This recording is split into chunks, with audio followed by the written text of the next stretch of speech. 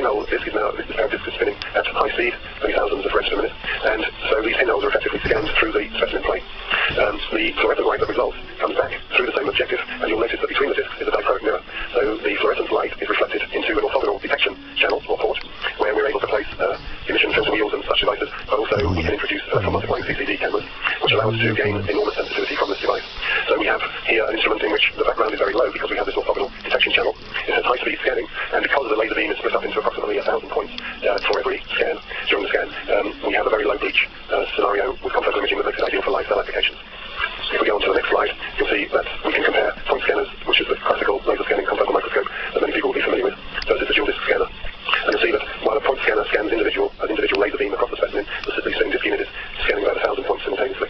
The consequence of this is that with the disc scanner you can acquire light from all of those points in parallel, whereas on the laser scanner that scans a single laser point, you have serial detection.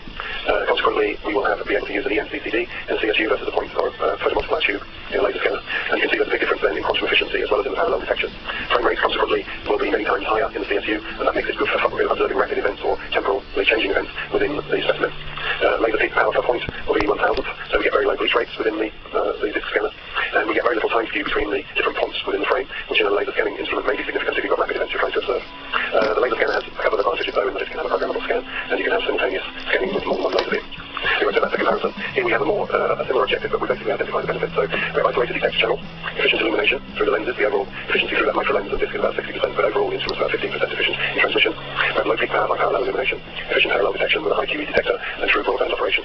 And we had a few tweaks to the end of the optical chain by adding achromatic detector optics and very high performance filters to achieve very good signal to noise ratios, I'd say market leading signal to noise ratios.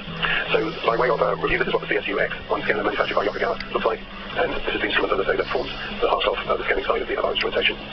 So there are key features here. So the sectioning ability of the instrument is about 1.2 microns, and very low background.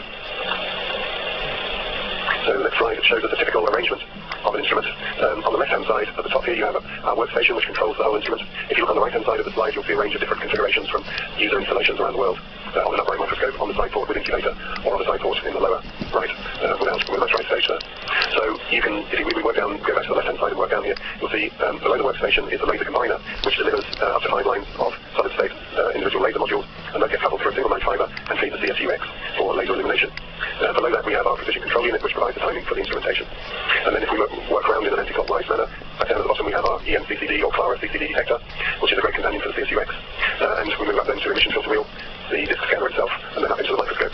Now, one thing that I mentioned last year in the presentation is that between the scanning component of the CSU-X and the microscope, you can now introduce a FRACA unit, which is the photo bleaching and photo activation. There's more about that on our web, but I'm not going to go into it again today. I want to move on to the new components that we're introducing. So that's by way of reminder.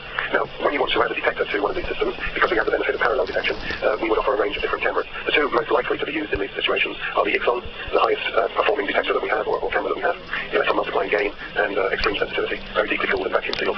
Down at the bottom right, you'll see our new product, the Clara. So these are the most likely cameras you would use in the confocal laser spinning disc. But you may also use the Luca EM or one of the ICON range, depending on the application in other aspects of microscopy, such as conventional heavy fluorescence. So let's take a little bit look at some of the benefits of the Clara.